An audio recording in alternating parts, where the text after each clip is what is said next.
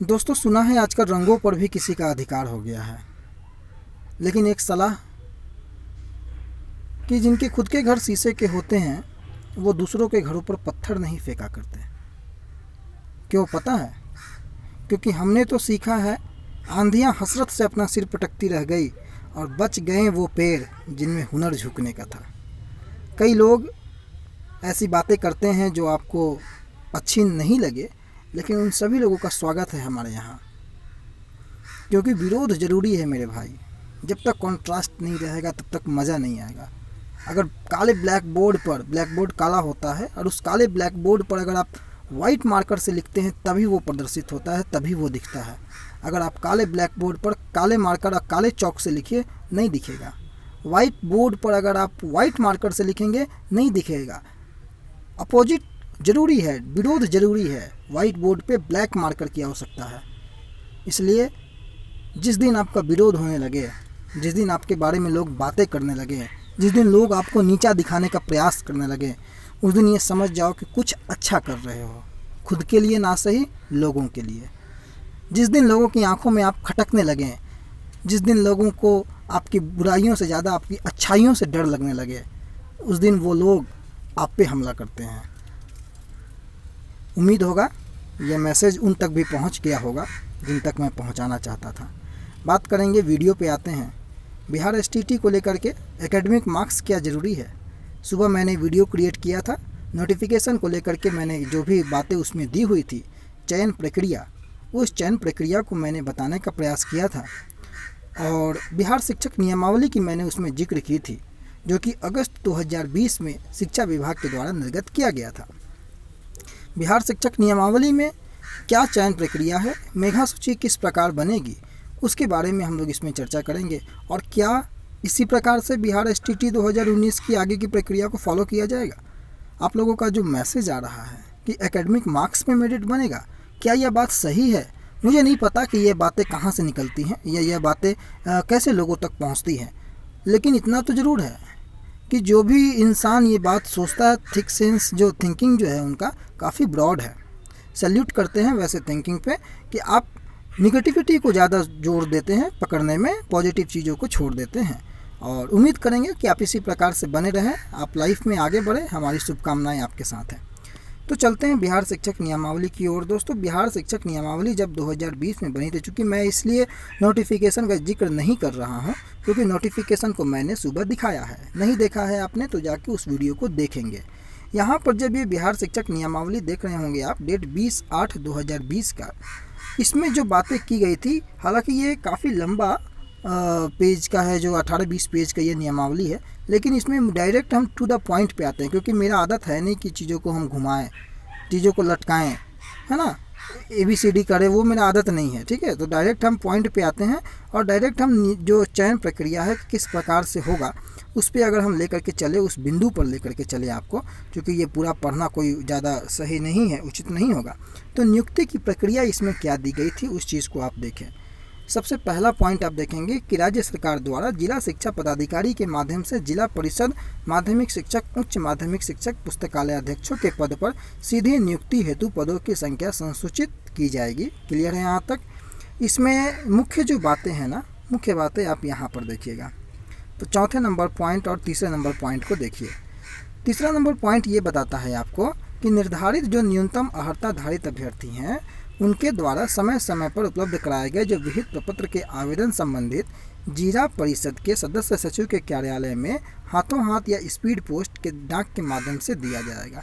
यहाँ पर ये चर्चा की जा रही है। और चौथे नंबर पॉइंट पर जो है, चौथा नंबर पॉइंट हमें यह बताता है कि जिला परिषद माध्यमिक शिक्षक की नियुक्ति पैनल के आधार पर होगी। यहाँ माध्यमिक शिक्षक की बात की जा रही है, जिला परिषद माध्यमिक शिक्षक की नियुक्ति पैनल के आधार पर यहाँ होगी। पैनल विषयवार होगा, जिसकी वैधता अंतिम पैनल प्रकाशन की तिथि से 1 वर्ष के लिए होगी। यानी कि यहाँ सब्जेक्ट वाइज पैनल की भी बातें की जा रही है। मेधा अंक के अवरोही क्रम के आधार पर पैनल का निर्माण किया जाएगा। यानी कि यहाँ भी मेधा अंक के अवरोही क्रम को, यानी कि घटते क्रम की बातें यहाँ पर की जा रही है। लेकिन मेधा अंक की गणना कैसे होगी, सबसे महत्वपूर्ण बात यहाँ पर नोटिफिकेशन में जो बातें की गई थी, नोटिफिकेशन के अनुसार यह बातें बिल्कुल स्पष्ट है कि STET 2019 के एग्जामिनेशन में 19 में इसलिए कह रहा हूँ क्योंकि नोटिफिकेशन रिलीज हुआ था 2019 के सितंबर में, तो मैं 2019 कह रहा हूँ। इसका मतलब ये नहीं कि 2019 आप समझ लें, 2021 में जो रिजल्ट आया है उसी की बात मैं कह रहा हूँ। तो जो STET के नोटिफिकेशन में बातें कही गई हैं कि STET के जो मार्क्स है उसके आधार पर मेरिट सूची बनेगा। अब सबसे बड़ा बात होता है कि मेरिट की आवश्यकता कब होगी, क्योंकि जितने लोग क्वालिफाइड हैं सारे लोगों का जो नियोजन है वो संभव है, सारे लोग नियोजित होंगे, समय के साथ सभी लोगों का नियोजन पूर्ण होगा। तो मेरिट क्या काम होगा, जब जिलावार आपको नियोजन इकाई होगा, जिलावार जब आपका मेरिट जारी होगा उस समय आपका ये मेरिट काम करेगा। कौन से ज़िला में कम मेरिट हो रहा है, जहाँ पर आपका पोजीशन ऊपर जाएगा, आप उस चीज़ को वहाँ पर देख सकेंगे। इस मेरिट की बातें हो रही हैं।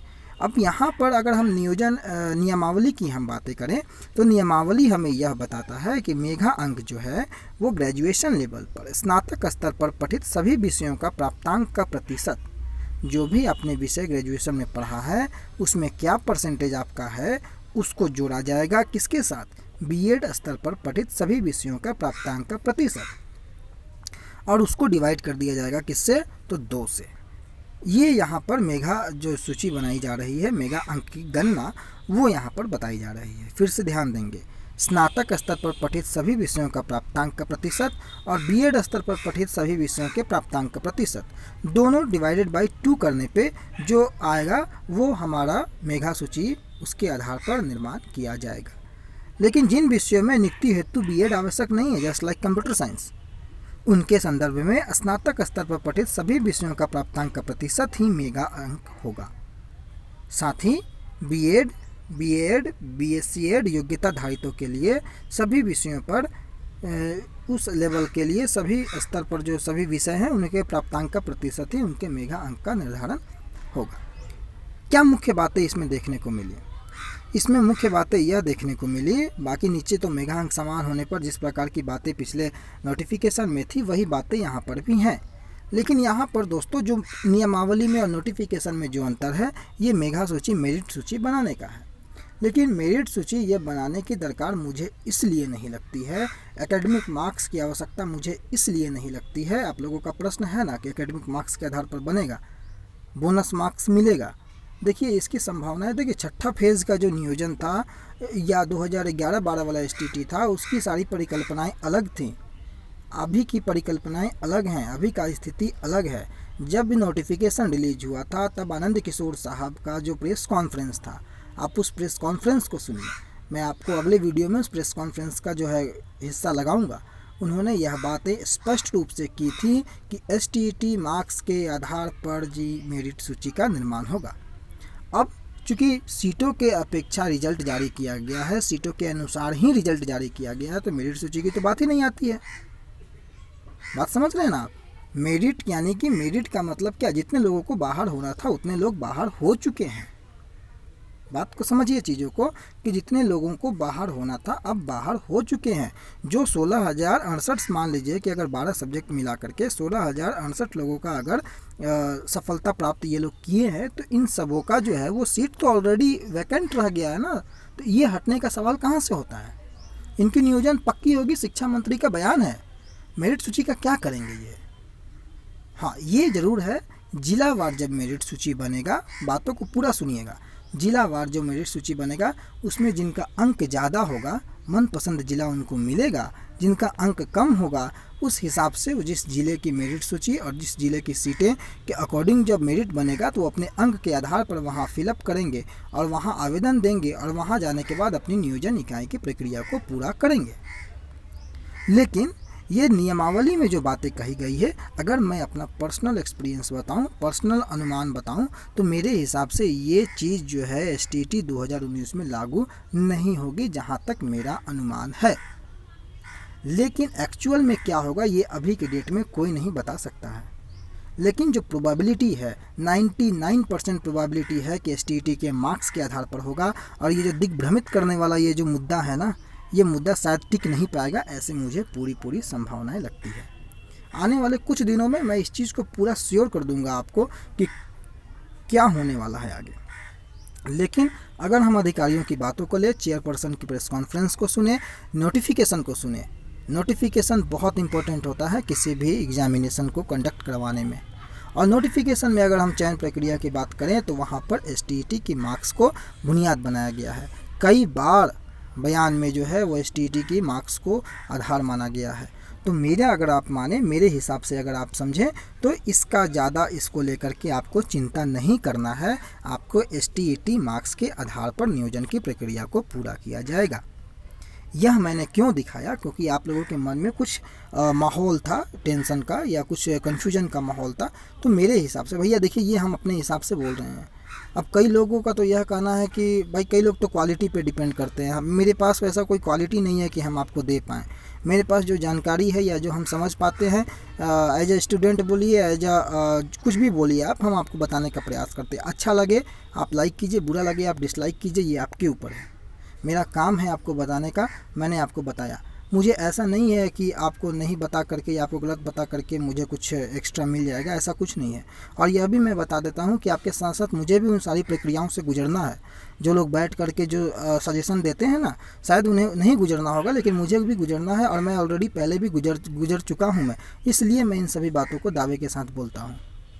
तो फैसला आपके ऊपर है, आपको क्या करना है नहीं करना है, क्या सोचना है नहीं सोचना है, वो आप अपने स्तर से सोचेंगे, सुनेंगे सबका, करेंगे अपने मन का। हम लोगों का प्रयास बस यही होता है कि आप लोगों तक कंफर्मेशन पहुंचाया जाए। जो मानसिक जो प्रताड़ित और प्रताड़ना से आप लोग जूझ रहे हैं, उस प्रताड़ना को कम किया जाए। कितना सफल हो पाते हैं ये आप लोगों के ऊपर है। कमेंट करके बताएंगे। वीडियो अच्छा लगा तो कमेंट कीजिए, लाइक कीजिए, ख़राब लगा डिसलाइक कीजिए। कमेंट में करके बताइए कि दोबारा ऐसा वीडियो मत बनाया जाए।